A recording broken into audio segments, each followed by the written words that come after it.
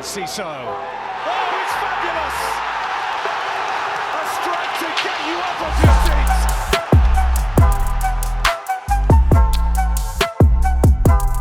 seats. Hello, welcome to Seagulls Social Season 4, Episode 22. What a win, boys. What a win. Although we did try our best to throw it away at the end. But we'll talk about all of the good, bad, and definitely the ugly towards the end of it. But we're joined with Adam as well today, by the way, because Ben, I don't actually know where Ben is, Maz, to you? I didn't really get the reasoning. He's working today. He's working. Okay, cool. That's the excuse this time. He's not hungover this time for the comments from last week. But Maz, how are you, mate? It's good to have you back on. Thanks, mate. Oh, yeah, no, very good, very good. Buzzing. What a game. What an incredible game to go to. It was just amazing. Like you said, until the last 10, 15 minutes in typical Brighton fashion, we made it very nervy for ourselves. I don't think there's any other team that can go 4-0 up and then make themselves nervous for the last 10 minutes. Yeah. It was insane. But no, in general, I'm very well, thank you. You had a great Christmas. How's your Christmas been? Everyone, Christmas been good? I completely forgot. Yeah, mate, Christmas. That's really bad, isn't it? Christmas good. Made all the better by last night as well. So no complaints really. No, true. Yeah, to be fair, Brian, my Christmas was all right.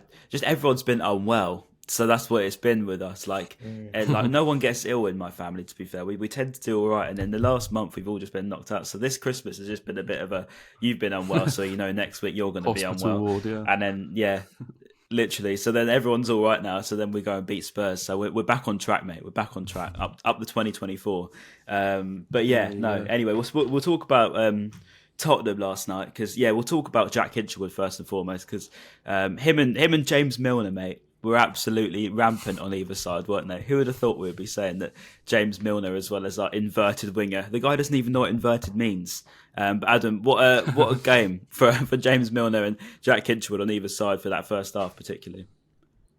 Oh, unbelievable. I mean, I think that whole first half, I think loads of people were saying it. You guys were probably saying it as well.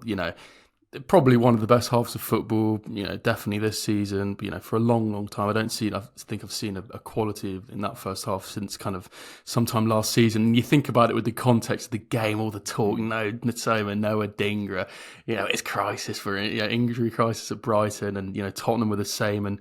But I don't know, I kind of went into it with I felt slightly confident. I was looking at the kind of two centre halves that were playing for Tottenham, not natural centre halves, and I was kind of feeling quite confident about it.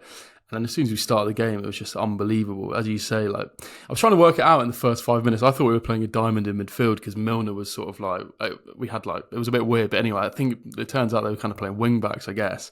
Milner just so high and wide for that times in that first half, pinning their right back up. I was thinking what the hell is going on here? It was unbelievable. And we've seen in recent weeks how good Jack Hinshelwood's been. And, another unbelievable performance from him. That kind of set the tone, I think, for what was a really good first half and then an amazing game all round, really. Yeah, Maz, Hinshelwood's goal, mate. If you want to make a goal for a local boy to score against a Big Six club, it has to be a moment where he's just got to welly it, isn't it? Straight into the roof of the net. It comes across to him. It's great skill, by the way, from Joao Pedro. Probably his best game for us last night. Mate, talk to me about that Hinch goal because that was poetry in motion, wasn't it? Yeah, just quickly, a great point you made, actually. I think Joao Pedro for that goal was so integral. His fast feet, the way he just, created that opportunity for Hinshelwood was fantastic. And then, the goal itself, it was sort of one of those Avett moments, John Smith, Avett. But no, it was a great strike, absolutely wellied it. Yeah, just, I think it was one of those ones where it's just he thought, right, I'm just going to connect with it as best as I can. And hope that, it's a clean connection, which, it was one of the cleanest connections he probably could have wished for. And do you know what? It was the pace of it, obviously, just Vicario had no chance. And Vicario made a couple of good saves, to be fair to him. But, he stood no chance with that Hinshelwood strike. And, I was so happy for Hinshelwood because he had a fantastic game. He looked up Son like I've not seen before. I think Son was absolutely dormant. I don't think he did nothing. He did nothing, and I thought that was a big props to Hinshelwood because he kept him so quiet, and then to also finish with a goal, I was so happy for him, and he's just coming on leaps and bounds. I think I saw someone say he might be a better prospect than Ferguson, but whisper it quietly. So I'll leave that for you guys to ponder that one. But no, he's I love his development, and hopefully he just gets stronger and stronger. Yeah, just on the point there, Maz, on Hinshelwood's sort of talent. Obviously, he's top, isn't he, by far? But I mean, he's 18 years old, and Adam, there's one thing I've really noticed about him. He knows where the goal is, in terms of not just the goals he's scored now, but he always seems to have a couple of headers on target, and he's had a couple of moments now. And he seems to be quite an all-rounder. I mean, he's been playing right back, hasn't he? Obviously, completely. We'd want him in midfield where he's supposed to be, but when he's gone in midfield, he's looked good. When he's at right back, he's very competent. He's played against the world-class winger in Son. So, I mean, it's not unreasonable. I'm not a slight on Ferguson. This isn't even a comparison to Ferguson. But to talk about him in the same sort of breath as Ferguson is completely fair, isn't it? Completely. And I think, he's got that knack that so many it's like the knack that all midfielders want of like knowing when to time your runs into the box or when to appear. And, he'll be playing right back. You saw it in the Crystal Palace game. You saw it in the Brentford game. He just loves getting forward. He loves getting forward. If he's playing right back, he'll drift into midfield. And he'll always be, if there's a cross coming in from the left or the right, he will be making that bursting run into the box. And we saw that with, Joao Pedro when he was kind of had the ball at his feet, and you could tell none of the defenders kind of wanted to tackle him, so they didn't want to give him a pen away. So they left him to have the ball, and then it left so much space for Jack Hinshelwood, who just burst in. And I think it's interesting with him because he's, I think when you're that good as a footballer, and you can just tell he's a quality footballer, he can take the ball anywhere, receive it, pass it under any kind of pressurised situation. When we're playing out from the back, when we're being pressed, particularly last night, he's obviously just got this supreme confidence in his ability to just pass the football. And I think when you've got a talent like that, you can sort of play anywhere. He's playing right back at the moment. He'll definitely be able to play in centre midfield for us. And it's nice to see a midfielder who scores goals, as I say, because we've not that we've been missing that, but it kind of is such a useful spark to have in your team.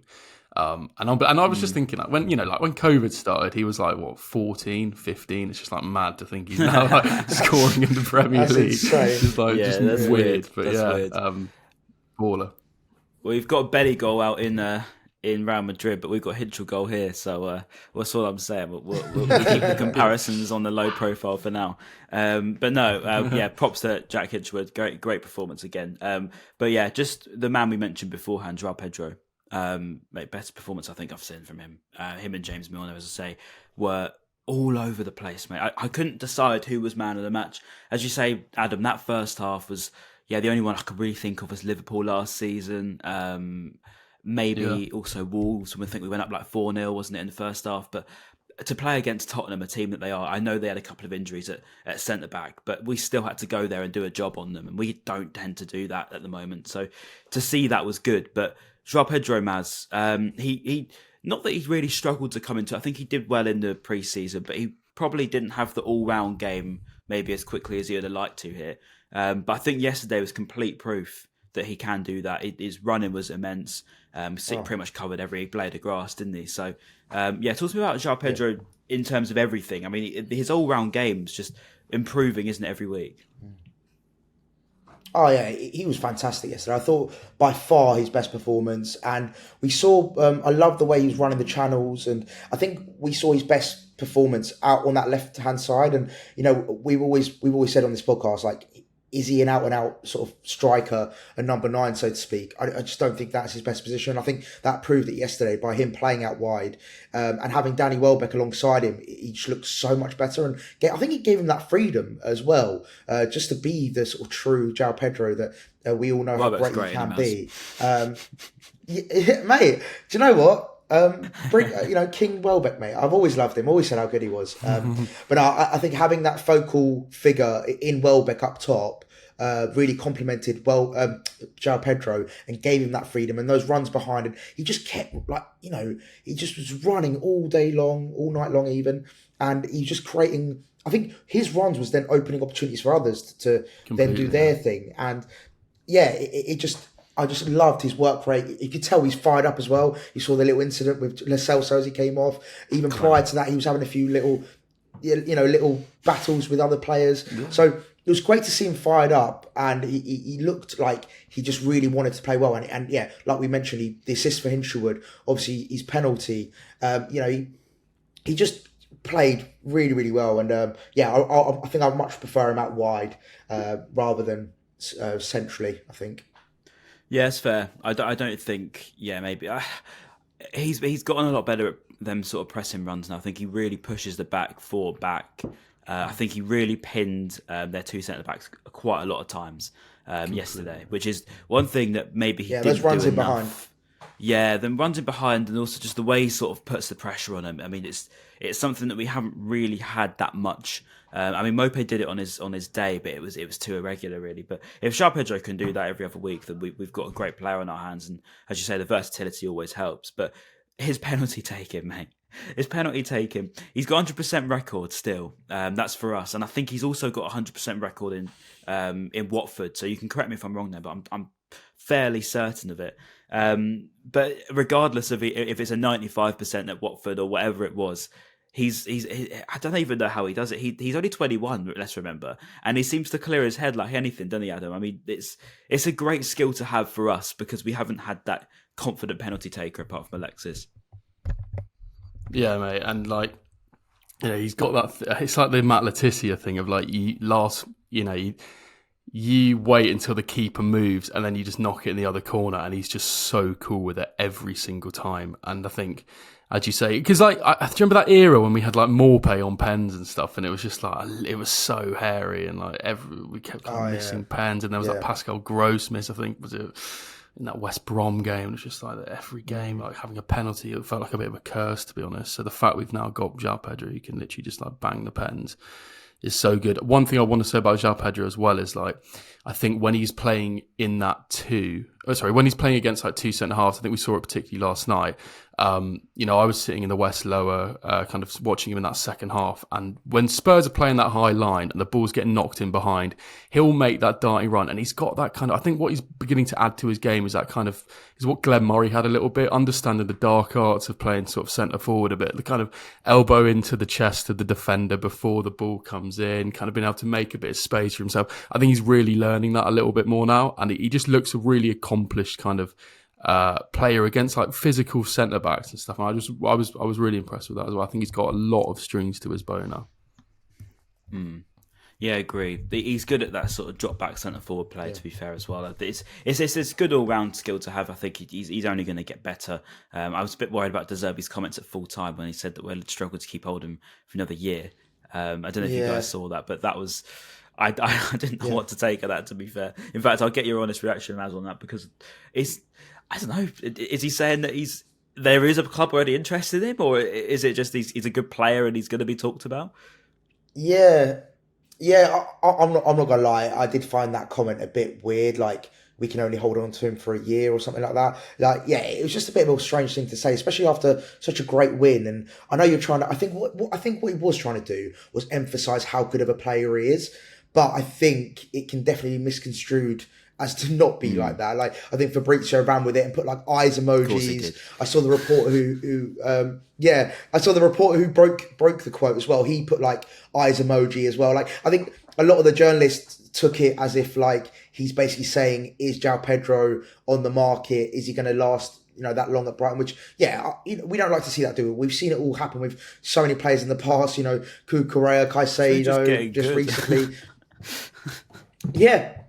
And it's just frustrating as a fan, you want to keep hold of all your best players. And as soon as they have, we said it, remember, as soon as a Brighton player has, like, let's say 3 or 4 good games in a row, straight away, everyone's like, yeah, he's gone. See you later. Like, let's get him gone. And it's just so frustrating as a fan to see that. And I don't think Zerbi's comments help that narrative. So my only thing I personally didn't like was the fact that he could have maybe just worded it again, maybe lost in translation. Maybe he maybe could have worded it differently. I don't know. I suppose he always gets them lost in translation, doesn't he? He tends to say something, and then people tend to go and run off with stuff. I mean, I think it was when he said about Caicedo last season, wasn't he? He said, "I've already forgotten Moises," and obviously he's not saying he's actually forgotten Moises. He's just saying that with the past is the past. You know what I mean? So I think he's we've moved on. Yeah. So sometimes I think it's. He says things that seem quite abrupt, because one thing I've noticed, particularly at the press conferences, you say something to him and he takes sort of one bit of what you say and then runs with that rather than actually listen to the full question. So sometimes okay. that's, you could say, Joao Pedro has been good this season, but how does he compare to 2 weeks ago? And he'll just say, yeah, Joao Pedro is good, but I have to say Adingra was great. And then you're like, okay, right. So that's where I think sometimes he can sort of go away from the translations. But hopefully that's all it was, because I really don't want to be losing Joao anytime soon. Okay, and cool. also, We'll move one on. thing I'd say. Oh, go on. Sorry. No, So all I was going to say, just with the Joao Pedro thing, it's like, we sign him as like a 21-year-old, like on a 4-5 year contract, like for 30 million quid. Like the idea that we're going to let him go in the summer, or even like, let's say in like next January, like it's just not going to happen. What offer would have to come in? Like, it would have to be unbelievable for Brian to let him go. So I just think that's just not going to happen. Well, you've probably got to 3 times it knowing us, haven't you? I mean, at least, because he's quite a rare breed, as we say. The characteristics he's got are good, but as well, the mentality that he's got is even better. So that in itself worth so much money. As you say, we don't tend to spend 30 million. So you'd want 90 plus, wouldn't you? Because that's going to do at least 3 times it. But anyway, that's just speculation. We'll see what happens, but I doubt it's anything to worry about ahead of January. Okay, well, actually, one thing I want to say about that second penalty, the first penalty, should I say, second goal, was how did it not get given in real time? And this is the frustration for me. Do you think it's, I don't know about you, Adam, does it feel like referees almost, and linesmen as well, just don't do their job as much, and they sort of rely on VAR a little bit to get the right decision, and they just sort of leave it, and that's how it is. Completely. I reckon like that probably does happen. Like if you know that you got that safety net there, then you kind of feel like, if you're not 100% sure, because I suppose like if you give it kind of the burden of proof, then to kind of take the penalty away would have to be quite a lot. So kind of maybe it's a little bit better to be more cautious and not give it. But then kind of that is your job. You are there to referee the game, like see penalties and give them. I think it was weird with the ref last night. I got a bit. Yeah, literally the Roy King quote. But yeah, like it annoyed me just because like the ref with the free kicks and stuff, booking Buonanotte, then he booked someone else. I can't remember who it was, and it's just the Spurs player did it, and he didn't care. It was just like so odd. But yeah, I think the refs probably do rely on VAR too much, and maybe we got a bit lucky with the Lewis dunk. Lots of Spurs fans saying he should have seen red. I think maybe that is right. I haven't seen it back in kind of full speed, but yeah, I mean, it makes up for the calamity that was the game at the Tottenham Stadium last season. So I don't think anyone can complain too much. Karma's wonderful, mate. It really is. I mean, sometimes when it all comes back around, I think I saw Spurs fans saying that they've got an agenda against him. If Lewis Dunk was wearing white, then he would have been sent off or whatever. And I was thinking, seriously, like, how can you even have the nerve to say that after last year? Honestly, it's mind blowing. I mean, they got away with it for years with Kane, and now that guy is gone, it gives me that little bit more confidence that there's less cheating from that Spurs side. But Matt, do you agree with that on the sort of giving things in real time thing? I just want to get your quick thoughts on it. Really, do you think that referees are almost a bit cautious? I know we seem to bash them all the time, but we don't mean to. But they keep doing these crazy things. Yeah, no, definitely, and I think as well with regards to referees, like Adam said, I think that safety net of them knowing that they can make a decision on the field and it will get rectified by VAR if they are wrong, and I think that's what I think a lot of them are sort of relying on. And yeah, some of the officiating is so suspect, and you think, for me, it's just the lack of consistency. There's just no consistency in what they do. Like Adam mentioned, he'll give a yellow card and a free kick for one thing, and then it'll happen again, and then won't give it the next time. And it's like, well, where's the consistency? Where's the just be consistent with what you're doing. And I think there needs to be a hard look at officiating in this country. I think there needs to be some kind of training program set up. There needs to be something has to happen, because I think at the moment it's at an all-time low, and I just don't see where it's going to improve and how it's going to improve. There has to be something done about it. Otherwise, we're just going to be sat here every game talking about bad decisions. So I think something needs to be done, definitely from sort of lower champ level upwards, because I know they sort of sometimes rotate and come down and up. So yeah, I think something needs to be done, definitely. Yeah, I agree. At least we didn't get any terrible decisions our way like normal. I mean, I think Arsenal had one last night, didn't know, that Souček goal where it was miles out of play. I don't know if you guys saw it, but it was so blatantly so far out of play. Yeah, I've got no idea. Similar to how Newcastle, that wasn't. Right? Yeah, and then I think Forest had one last week where that guy got sent off. I think it was Bolly or something got sent off. There's always controversy every single week, and it just you always get confused as to what's going on. But anyway, we'll move on. That first half was very encouraging, and to be honest with you, I think probably we could have gone in a little bit better off, and maybe we should have done. And that's probably one of those things that Zerbi, being the perfectionist he is, will say. We went in at 2-0 against one of the best teams in the league. Great, but we could have had 4 or 5. I think Welbeck had a good chance. I think there was quite few good chances there, but Joao Pedro had a good chance. But it's just one of those things. I think we need to start killing teams quicker, maybe, just to make sure that they don't get them sort of last 10 minutes and we're worrying again. But second half, Spurs came back into it a little bit. They started quite well, to be fair to them. Was there any moments, Adam, apart from obviously the last 15, where you were worried they were going to come back, or did you just feel like it was our day?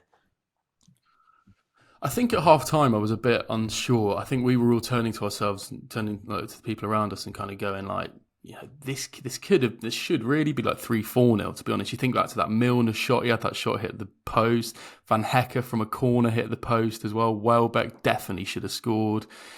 Yeah, and it did feel a bit like, if Spurs could quite easily come back into this, get a goal, and it's suddenly quite hairy. I think when the second half started, it felt like they found a bit more rhythm. I think they got a bit more confidence, but I think any confidence they did have, I don't think was massively like they didn't suddenly come and start outplaying Brighton. I think they just got their foot in the game a bit more. And then the second that Estupinan,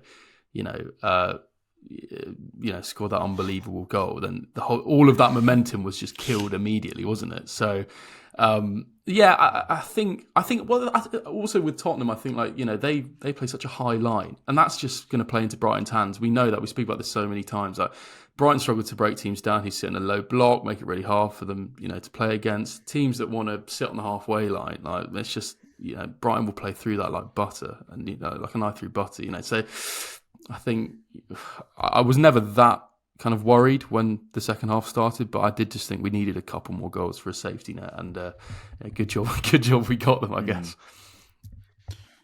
Well, yeah, I mean, we know how many goals Tottenham score, but as you say, that third one did put it out of sight. It was like an arrow from Pervis, and I didn't even think he could have been on the pitch at half-time, to be fair. I didn't think it was right time to bring him on, but obviously Igor maybe didn't have his best half, to be fair. But then what a strike that was. I mean, what a way to come back to the Amex and announce yourself back onto the stage by Pervis. I mean, Maz, that shot was perfect, wasn't it? And I was exactly the person, alongside with my dad, pretty much simultaneously shouting, "Don't shoot," before it goes straight into the back of the net. I mean, what a goal from Pervis Estupinan, Maz. Honestly, I was so lucky where I was sat. I was West Lower, literally two rows from the pitch, and honestly, the angle I had of that shot was just outrageous. The fact that, 2 seconds. God, scared the life. Even Rufio's getting excited about how good the goal is. Even Rufio's rating the goal. Just like absolute dagger. Like just the technique on it, and I loved his celebration after the fact he was going, I'm back, and I think it showed how much it meant to him as well. He's obviously been frustrated with injuries and stuff like that. So I was so happy for him, and what a strike it was just to be able to do it from that distance. And I think Igor was actually injured, because I turned around. I remember because I was like, this is too early for Estupinan to come on, and I turned around to my friends. I was like, Igor's definitely injured. Obviously, I didn't want it to be true, but I was like, there's no reason why he'd take Igor off, because I disagree with you, Ryan. I don't think he was that bad. I thought he was all right. Obviously, I know Brennan Johnson did get in behind him a few times, which wasn't great. It's more than giving the ball away a couple of times, and we know what Igor's like. He's a good player, obviously. I think I've just got high expectations of him. He is a great player, has been for us, but just thought maybe if there was a time where he comes off, maybe it was then. But yeah, apparently he is injured as well. So now we have no fit centre-backs going into, apart from Van Hecker, obviously, which is a whole other worry for West Ham, because Dunk's now out, Igor's out, and so is Buonanotte is out as well. So that just adds to the problems. We've got this good performance and great win, but yeah, we're with less players. But yeah, that goal. I mean, I'm in the West Upper as always, and I'm right on the halfway line where the commentary is. So I think in terms of popcorn seats. I mean, if you're going to get any tickets, season tickets particularly, I would highly recommend getting on that halfway line of the West Upper, because you're going to see some great performances up there. But yeah, just what a strike. I didn't think it was going in, to be fair. As soon as he hits it, it's one of them where you just think it's going to go in. But Adam, just moving on slightly on that. Go on. Just quickly, I just want to say it has to be the second best goal I've ever seen live at the Amex, and of course, Julio Enciso takes the number one spot. Yeah, Julio Enciso, of course, the Puskás winning goal against Man City. It's got to be, for me, number one. Well, put some respect on Yuri Skalak's name. That's the one. Yeah, no, Yuri Skalak is up there. that is. I'm interested to know what is your top three. Ryan, we'll start with you. What's your top three goals at the Amex? Oh, mate, you know what my brain's like. I'll have tons come up now, because there's different ones. I mean, are you talking just at the Amex? Yeah, we're not talking at, or we're talking live. Just the Amex. Yeah, just at the Amex. So live at the Amex. Yeah. Okay, comes to me straight away. Live. Ryan Harley 2011, that 35-yard free kick was magic. That was against Peterborough. Again, Yuri Skalak is impossible to ignore. QPR, Ali Reza, the overhead kick. Let's even think. There's so many. We got to say. Surely we got to go like David Lopez against Palace. That was like. Was that David Lopez Palace? I missed that game though. My dad went with my cousin. Oh right. And I was gutted. I had to listen to it on the radio. So I didn't go to that one.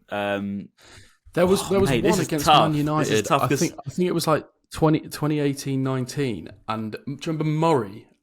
Sort of with the outside of his foot, kind of dinked the it chip. Over the yeah, the chip, mate. Yeah, that was it. Yeah. It was come across from March, wasn't it? That was unbelievable. Yeah. No, it was Murray. Yeah. Murray it was. Gross against Wolves as well, I think, is up there where he sort of hit it with that volley. Mate, you've opened up a can of worms. Do we all agree though that the best disallowed goal at the Amex was definitely McAllister against Leicester? And I went toilet and I missed it. That has to be up. I never do that, mate. I never do that ever in a game, and I missed that goal. I ran back out, and my dad like, that is the best goal ever. I've never seen anything like it. And I think he hit a free. Oh, that's it. Alexis free kick against Leicester afterwards was also up there. What a goal that was. Yeah, that was a great goal. He would have had a hat trick. But are we all in agreement that Enciso is definitely number one? I think we can all agree on that. Yeah, surely. I think Julio's number one just because of its City. The build up was so good. The moment as well. It got us Europa League. But I think that's tough though. That's tough. I don't think Pervis gets number two for me. I think it's still in the ones. Maybe Pervis in is hindsight, top five. Now that you've said. Yeah, now that you've mentioned all the other ones, I will take that statement back. But I will lock in Enciso number one for me. And then, Estupinan probably top five. But let us know in the comments what your top three is. We'd love to hear. Yeah, we've had some good team goals as well. Like that's worth noting. Like we've had some, like the solid one against Liverpool was so magic. And I think there's also like moments of goals. There's different types of goals that mean something. Like the goals for it's like the McAllister Wigan, penalty against Man United at the end of last season. Yeah. It's moments in it. So there's so many we could probably list off that come to mind. But Yuri Skalak always comes to mind. That volley, I think it was about 35 yards, smacked it, didn't he? But yeah, magic goals, some good memories. Hey, we've lived a pretty good life the last 10 years as Brighton fans. Let's face it, we've seen some good moments. Definitely at the Amex. Okay, cool. So we'll just get on to the last sort of chaos now, innit? Really, we've gone from absolute beautiful football. We get the fourth goal as well. Actually, Joao Pedro again. What a surprise! Scores from another penalty. Good bit of play from Ferguson as well to win it. And then I don't know what happened then. We've gone from a team that looks so good to a team that has never seen each other before. It's like Lewis Dunk has been training down at Whitehawk or something the last few weeks, and we just look half the team. I don't know what's going on. Lewis Dunk completely gives it away, and I'm like, I'd never slate Dunk, but that was awful. And I think it's just such a soft goal to give away, and you put yourself under such unnecessary pressure. and all 20 Tottenham fans that stayed to see it as well. Great moment for them, really. Sorry, had to. The worst support I've seen at the Amex, I think, in ages. That's awful, that was. Cleared off after 4-0. Awful, embarrassing support from Tottenham. But yeah, all 20 of them that did stay. I mean, that was just poor, wasn't it? And then all of a sudden, we're under pressure, aren't we, Adam? Sorry, I was just on mute there. Yeah, it's annoying because you sort of when we were 4-0 up, I was thinking this is quality. You know, they're not in the game at all. And then as soon as we started, I remember seeing him down the other end, knocking it around the back, and I was thinking, oh God, I just remember Brighton don't keep clean sheets, do they? And then as soon as I thought that, you know, all hell broke loose, and to be honest, I can't even remember what happened. But it was just typical. And then the fact the second one came pretty quickly afterwards, I think it really, really shocked the Amex, because I think, you know, up until that point, up until like 80 minutes, you know, we probably weren't far away from like the Olays coming out, and everyone was absolutely loving it. To then, you know, that final 10, 15 minutes, it suddenly just became like, the Amex was just like stunned, and I think it kind of really killed the momentum. It kind of meant that when full time came, it was a bit of a weird feeling, because it was like, this is amazing, what a win, but like, that was a bit hairy towards the end. I think, you know, as Zerbi said at full time, and it's the classic thing, you know, Potter used to say as well, you know, when you play that way, and, you know, Zerbi described it as like when you show character in possession, when you show confidence, when you want to, you know, play that way, you're gonna kind of make mistakes. So I guess it's good when you do it when you're 4-0 up, as opposed to like kind of, you know, a 0-0 or something. But typical Brighton, and I think we're just all having to accept that that's just like par for the course now with Zerbi, to be honest. Yeah, we will never keep a clean sheet again, will we, man? I mean, I mean, as you say, Adam, we were relaying. They were there for the killing. I thought 5-6 was on the cards after that fourth. They were rattled, but Maz, we just, I can't even describe it. We looked like we've literally never seen each other before. As I said, it was so weird. Yeah, it was. You're talking about, you know, the Olays and stuff like that. I actually shouted out, I was like, I want 5, and then some kid in front of me goes, I want 8, and I was like, fair enough. We could, you know, we were on course to do that. But yeah, no, like you said, we had that just weird, like, yeah, that last 15 minutes was just so bizarre, because I remember just everyone around me like getting super nervous, and I was like, guys, come on, like, have a bit of faith, you know, we're 4-2 up here, and like, yeah, at 4-2 everyone was like, yeah, we could blow this up, you know, this could be 4-4, and I was like, come on, let's have a little bit of faith. I know we weren't playing the best, and we looked scared in possession. I think that's what sort of worried me a little bit. We looked very not confident in possession. We kept giving the ball away. We kept getting dispossessed.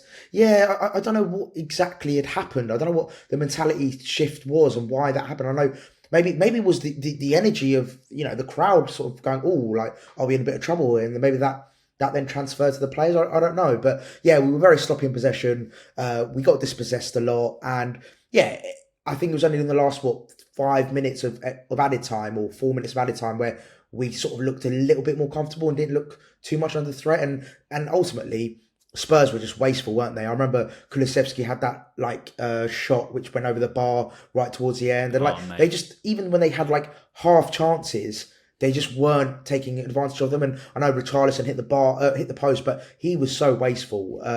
And yeah, I just think going forward, Son, Richarlison, Kulusevski were just pretty much ineffective. And also credit to our defence for contributing to that. But then, yeah, the Veliz, Navidad, and who was the other one who scored? Ben Davies as well. Again, a scrappy goal. Was it Ben Davies? So yeah, it's just poor, really.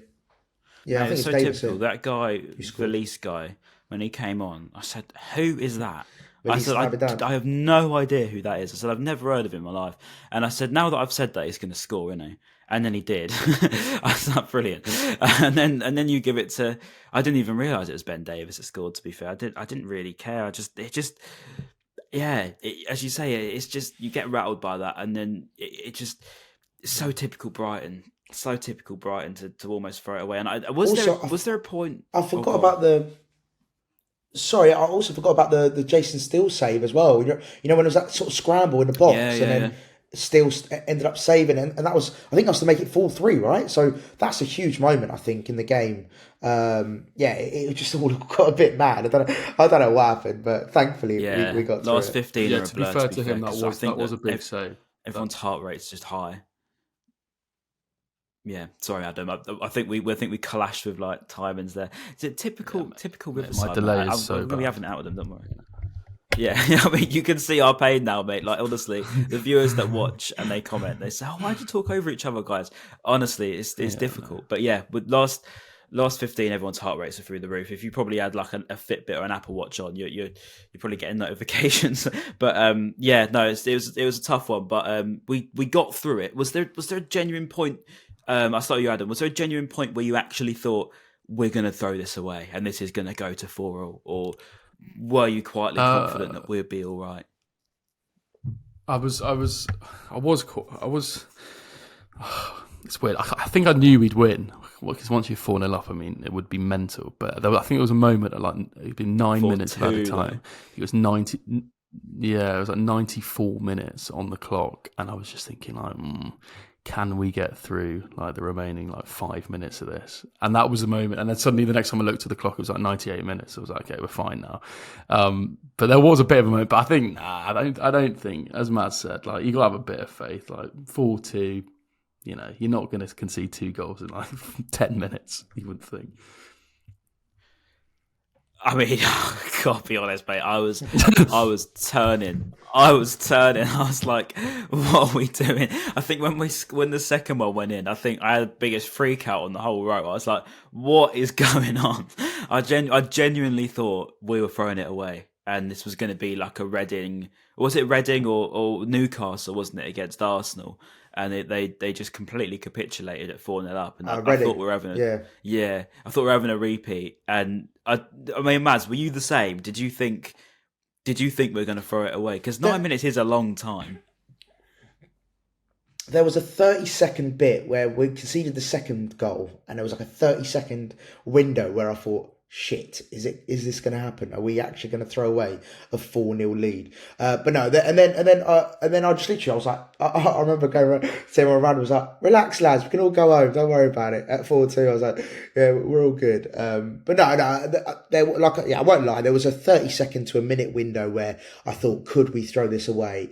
But then I thought, yeah, it's just not enough time. And also, what gave me sort of hope and solace was that the only way we were going to concede another 2 goals to make it 4 or 3 to make it 5-4 was stuff that, like, only us, basically we were our worst enemy, right? Like you said, you mentioned Dunk, being poor for the goal. I felt like we were our worst enemy. So the only way they were going to score was by us being bad and, you know, us giving things away.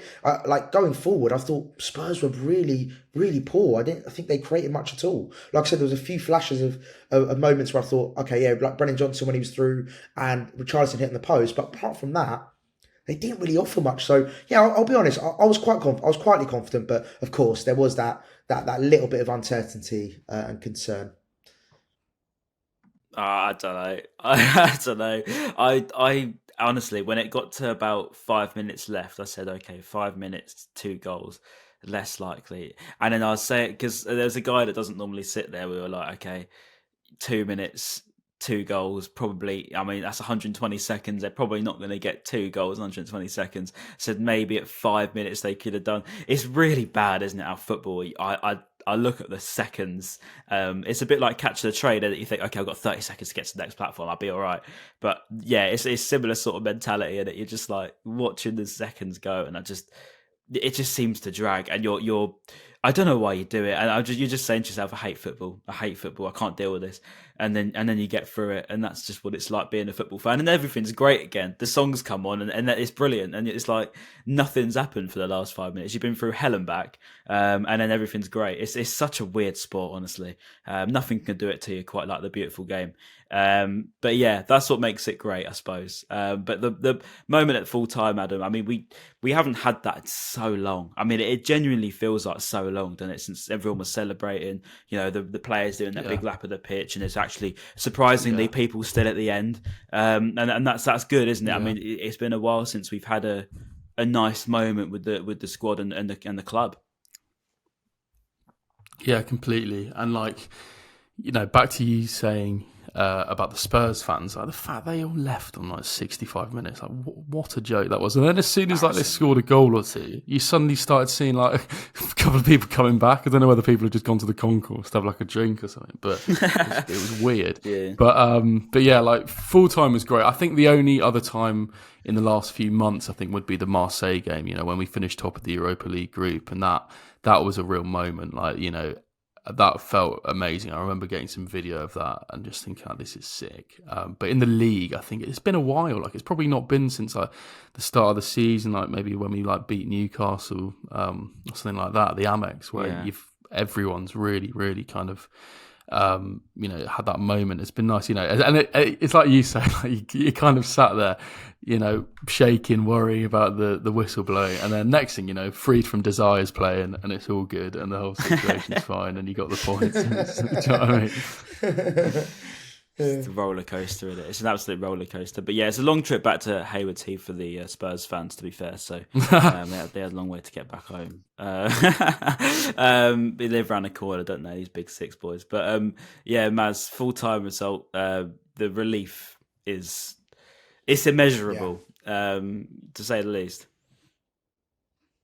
Yeah, no, it was fantastic. And I think for me, the best thing about it was, and we've mentioned it a few times now, it was just the manner of the performance, especially in the first half. Like, we looked back to, the Brighton, the pinnacle of Brighton, like, as fans, we've seen how good we can be. And I think that first half really for me was like, yeah, wow, like, we're back. We're the Brighton of old, like dominating possession, actually creating chances, scoring goals, not just creating chances and dominating possession and not scoring goals. Also backing it up. Going into that first half I was so proud of how well we were, and obviously how well we played. And then the second half, of course, there was a few moments where we weren't so great. But yeah, and then come full time, I was like, do you know what? That was such a good performance, and I'm so happy that we got that win. It's such a big win as well against who a lot of people tipped at the beginning of the season to be title challengers in Spurs. And I know we were both injury ravaged, and fashion, it was, both teams. Yeah, exactly. Very Spursy of them.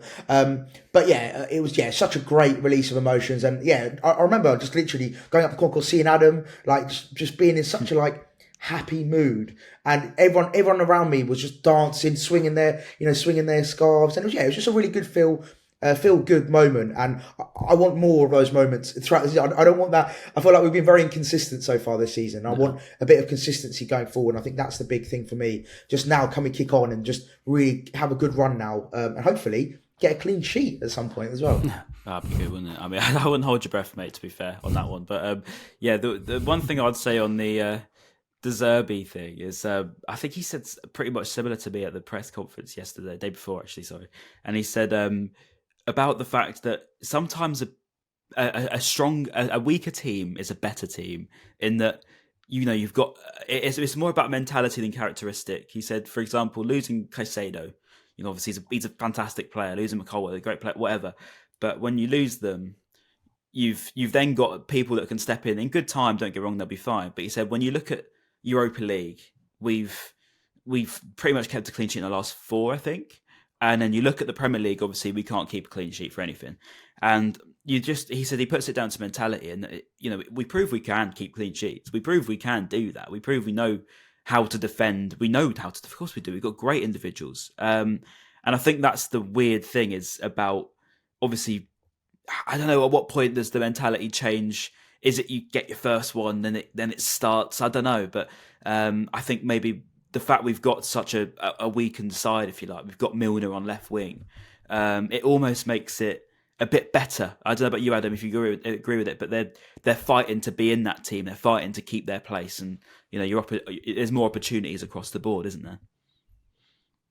Yeah, completely. And I think it's like you say, when you're going into that game with no fullbacks, no wingers, at least natural wingers or fullbacks, I think the players, you have to come up with a game plan, don't you? You have to come up with a way to play, and you have to do something a bit different. And I think to Zerbi, I might be getting the quote slightly wrong here, but the quote was something like, I'm a good coach, but, we had to find a way to kind of do something different here today because we didn't have the players for it. And I think when you have that, it's like back in the day, I remember Jose Mourinho, when Chelsea won the league, it's like you create that siege mentality that everyone's against you, the refs are against you.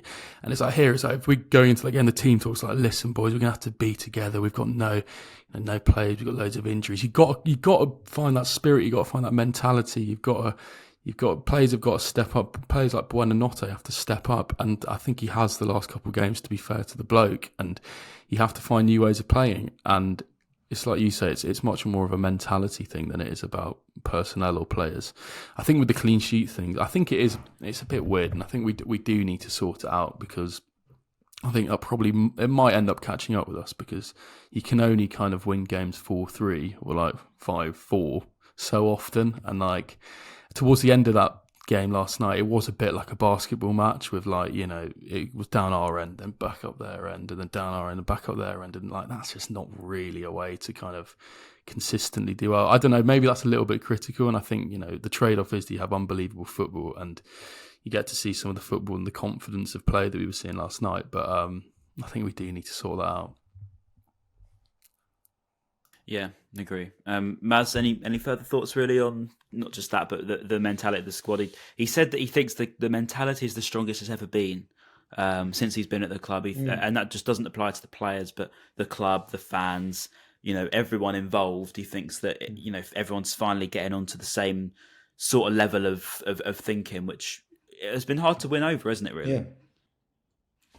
I think, yeah, no, definitely. And I think a really key thing, I think, for that, personally, I think just last night, we see it game in, game out, but just focus on last night. Like, I remember Adam Lallana on the side, just literally barking orders and, like, you know, kept communicating with the players. And I think when you've got players like him, Welbeck, Milner, you know, really experienced players that have pretty much won everything, nearly, won a lot of trophies, got that elite mentality. And then you've got a coach like Zerbi, and again, talking to Zerbi, like, he's a madman on that touchline. The way he's so passionate, even when, like, it's something so minuscule that's happened, he'll, like, berate his assistant coaches and be like, right, why didn't we do that? Like, what happened there? Why did that go wrong? And I think when you've got the mentality monsters of Zerbi, Lallana, Milner, Welbeck, I think it's just natural that will transpire through the squad. And I think we've really seen that. Especially when, you know, the chips are down, so to speak, and you're losing players. We've got, 11 injuries now, including the 2 yesterday. So when the chips are down and you're thinking, right, we need those leaders. And I think that's when you see those people step up, the Zerbis, the Lallanas, the Milners, the Welbecks. And I think we need them just to keep us going through. And I think they've done a pretty good job so far. I just want us to be more consistent. I think hopefully with that mentality change, can we just be a bit more consistent with performances and results? And I think also... I think when you're in bad form... Oh, go on. Oh, sorry, mate. I remember towards the end of last season, De Zerbi, I think it might have been when Europe was looking a little bit touch and go, maybe kind of like March last season. I remember De Zerbi talking quite a lot about the mentality of the squad and saying that we got some fantastic players, but we do need to improve on our mentality a little bit. And I think, that is something that he's done. I think certainly with recruitment, I think people probably were questioning the Milner signing a little bit. And I think, it's an interesting one because, I think last night was his best game he'd had, and I don't think he has been brilliant, if we're being completely honest, up until this point. But I think just what he brings to the squad, him, Lallana, as you say, as Welbeck, there's so many, Dunkey, all of them, the mentality in that squad will just be unbelievable. And you see, there was a clip, Seagulls Social actually put out this morning. It was like an Amazon Prime video of Billy Gilmore and Lewis Dunk doing impressions of people in the squad. And Billy Gilmore's impression of James Milner was like going, yeah, come on, boys, just fucking getting, basically just making out that he's like a proper leader. Point. And it's just good to have those players, isn't it? Nothing will faze them. Yeah, definitely. Yeah, I agree. I mean, when you're in bad form, it's that, isn't it? You're looking at every game and it's bad. You can't think of, we've got to get through this game. We've got to get through this game. Whereas you have that week's break, you're refreshed, and that's it. You're back on it, and that's, I think, what we saw last night. But no, all good. Very good. I'm very happy. Apart from the last 15, but we can forget about that if you put the positive hats on.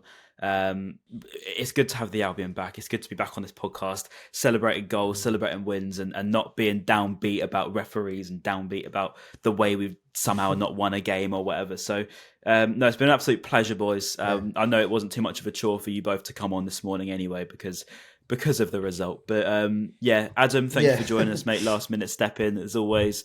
Thank you so much. Maz, of course, of always coming on. And no worries, mate. And yeah, we'll see you. Who's next one? We've got West Ham. So we'll see you actually in a new year. West Ham. This will be the final podcast, probably, unless we get a preview up beforehand, of 2023, which is absolutely insane. So thank you all for the support over the last year again. On to the next one. And yeah, I'll be in the back. And so is Pervis Estupinan. Yeah, see you soon. Goodbye.